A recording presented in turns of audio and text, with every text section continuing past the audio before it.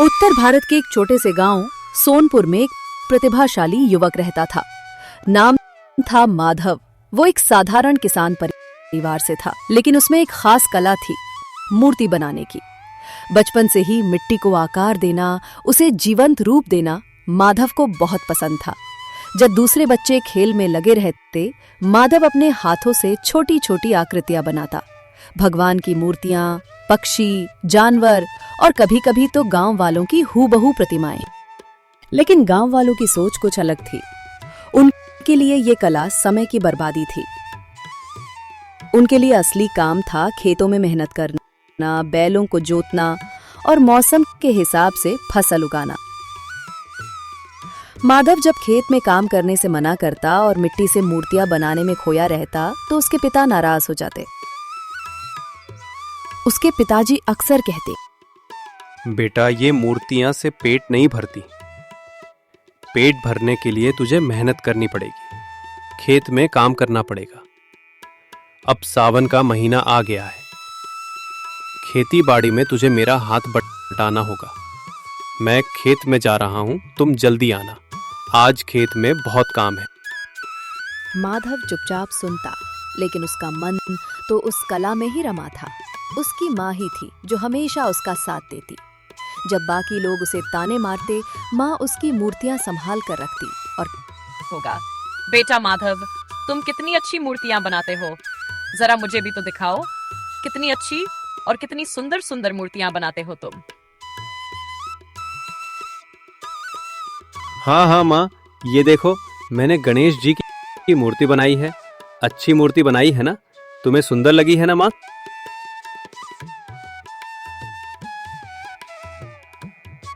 होगा। अरे वाह, तुमने कितनी सुंदर मूर्ति बनाई है। मुझे तो बहुत अच्छी लगी। ऐसी ही मूर्तियां बनाते रहो। देखना, एक दिन यही तुम्हारा हुनर तुम्हें पहचान दिलाएगा माधव बेटा। माधव मुस्कुराया और अपनी मूर्ति बनाने में लग गया। एक दिन गांव में एक बड़ा मेला लगा। बाहर से आए कलाकारों ने भी अपने अपने स्टॉल लगाए। माधव की मां ने जिद करके उसकी कुछ मूर्तियां मेले में रखवा दी। लोगों ने जब उसकी बनाई श्री कृष्ण की मूर्ति देखी तो दंग रह गए। उस मूर्ति में ऐसा भाव, ऐसा सौंदर्य था कि हर कोई रुक रुक कर देखता। एक शहर से आया व्यापारी ने आकर माधव से पूछा, ये मूर्ति किसने बनाई है?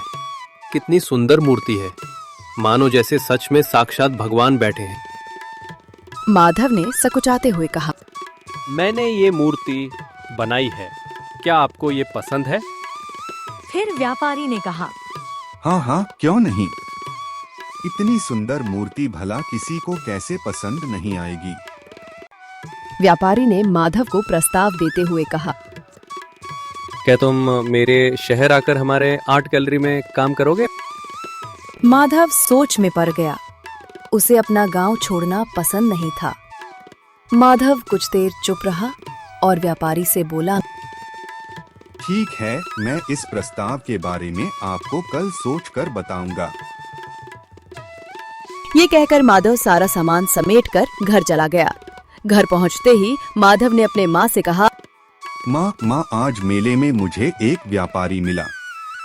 उसने मुझे शहर आने के लिए कहा और अपनी गैलरी में काम करने के लिए कहा।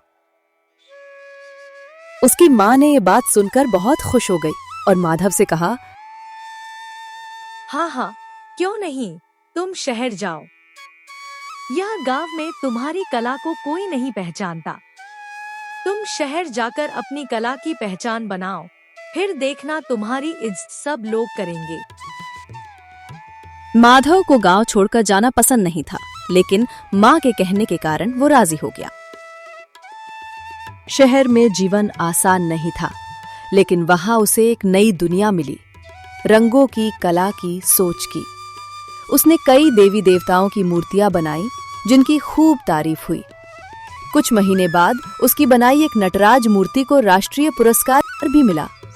अब अखबारों में उसका नाम छपने लगा। गांव के लाल माधव की कला ने जीता देश का दिल। पुरस्कार मिलने के बाद भी माधव का मन गांव की ओर ही रहता। वो सोचता, मैंने शहर में बहुत नाम कमा लिया। अब मुझे गांव लौटना चाहिए जहां से मैंने शुरुआत की थी। मुझे उस गांव के लिए कुछ करना चाहिए। 1 साल बाद वो सोनपुर लौटा अपने गांव में। अब सबकी नजरें बदल चुकी थीं। जो लोग उसे ताने मारते थे वही अब उसे कलाकार बाबू कहकर बुलाते थे। माधव ने गांव में एक छोटा सा कला केंद्र खोला जहां वो गांव के बच्चों को मूर्ति कला सिखाने लगा। अब वो केवल मूर्तिकार नहीं था, वो प्रेरणा बन चुका था। बच्चे उसके पास आकर मिट्टी उठाते और कहते, माधव भैया देखो, हमने ये मूर्ति बनाई है, क्या आपको ये मूर्ति पसंद आई? माधव ने मुस्कुराते हुए बच्चों से कहा, हाँ हाँ, तुम लोगों ने तो बहुत सुंदर मूर्ति बनाई है। हर मूर्ति में जान होती है, बस तुम्हें उसे प्यार से बनाना होता है। एक दिन गांव के पास नदी में बाढ़ आ गई। मंदिर की पुरानी मूर्ति बह गई। गांव के बुजुर्ग परेशान हो गए। वो मूर्ति सदियों पुरानी थी। गांव वालों ने माधव से कहा, माधव बेटा, नदी में बाढ़ आने के कारण गांव के मंदिर की पुरानी मूर्ति बह गई है। क्या तुम मंदिर के लिए एक नई मूर्ति बना दोगे? माधव चुप रहा। फिर उसने कहा, हाँ हाँ, मेरे लिए इस मंदिर में मूर्ति बनाना सौभाग्य की बात होगी। ये कहकर माधव अपने घर की ओर चला गया। घर पहुंचते ही माधव की मां ने माधव से कहा, देख माधव बेटा, किस्मत का खेल।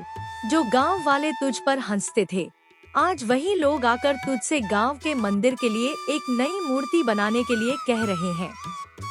तुम्हारी बनाई हुई मूर्ति को मंदिर में स्थापित किया जाएगा। माधव ने 1 सप्ताह तक मेहनत की। गांव की मिट्टी से, आस्था से और अपने हुनर से उसने एक नई मूर्ति गढ़ी।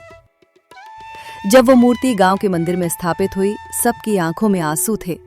वो सिर्फ एक मूर्ति नहीं थी, वो श्रद्धा, परंपरा और माधव की आत्मा का संगम था।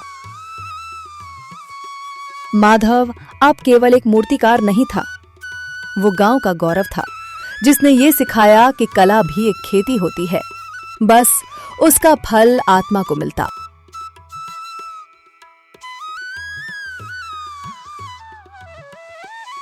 नैतिक शिक्षा।